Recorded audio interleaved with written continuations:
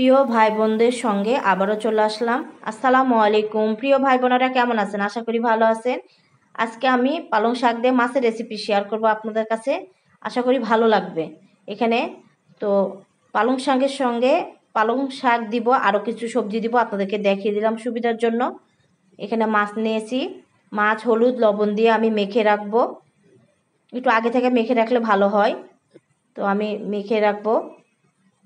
আধা ঘন্টার মতো মেখে রাখলে একটু ভালো হয়, আপনারা মেখে রাখবেন। আর এখানে সরিষার তেল দিয়ে দিয়েছি, মাছটা ভেজে নেব। আর প্রিয় ভাই বোনদেরকে বলছি, আপনারা সরষের তেল খাওয়ার চেষ্টা করবেন।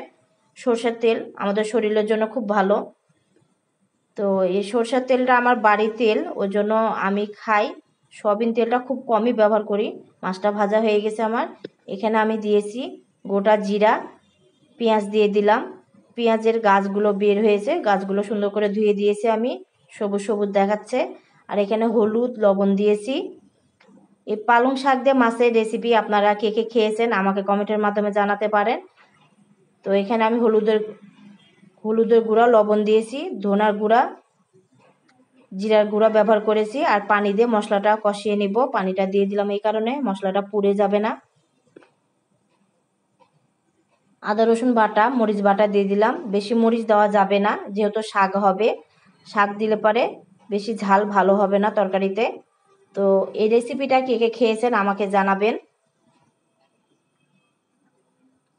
মশলাটা আমার ভালোভাবে কষানো হয়ে গেছে। এখন আমি ফুলকপি, মূলা, বেগুন, আলুটা দিয়ে দিব। আশা করি আপনাদের ভালো লাগবে এই রেসিপিটা। ভালো লাগলে লাইক কমেন্ট শেয়ার দিয়ে পেজটাকে ফলো দিয়ে আপনারা দেখবেন, অন্যদেরকে দেখার সুযোগ করে দিবেন প্রিয় ভাই বোনদেরকে বলছি। আর আপনারা কোনো রান্না যদি আমার দেখতে চান তো আমাকে কমেন্টের মাধ্যমে জানাতে পারেন। তো এখানে আমি অল্প পরিমাণ পানি দিয়েছি, যেহেতু সবজি থেকে পানি বের হবে, তারপরেও আমি একটু পানি দিয়েছি। তো ভালোভাবে কষিয়ে নিতে হবে সবজিটা। আর শাকটা আমি পরে দিব, আপনাদেরকে দেখিয়ে দিব, বলে দিব। আর ইউটিউবের ভাই বোনেরা আমার চ্যানেলটিকে সাবস্ক্রাইব করে আমার পাশে একটু থাকবেন প্রিয় ভাই বোনেরা। আর ভিডিওগুলো একটু শেয়ার করে দিবেন, অন্যদেরকে দেখার সুযোগ করে দিবেন প্রিয় ভাই বোনদেরকে বলছি। তো সবজিটা আমার কষানো হয়ে গেছে।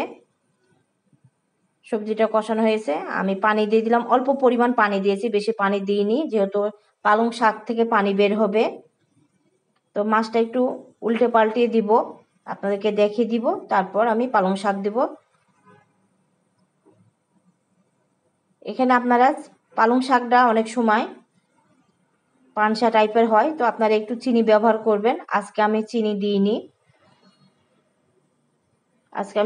একটু আপনারা চিনিটা দিবেন, যদি খান তাহলে দিবেন, আর না খেলে দিবেন না। তো আমি আজকে দিইনি, অন্য রেসিপিতে আমি দিই।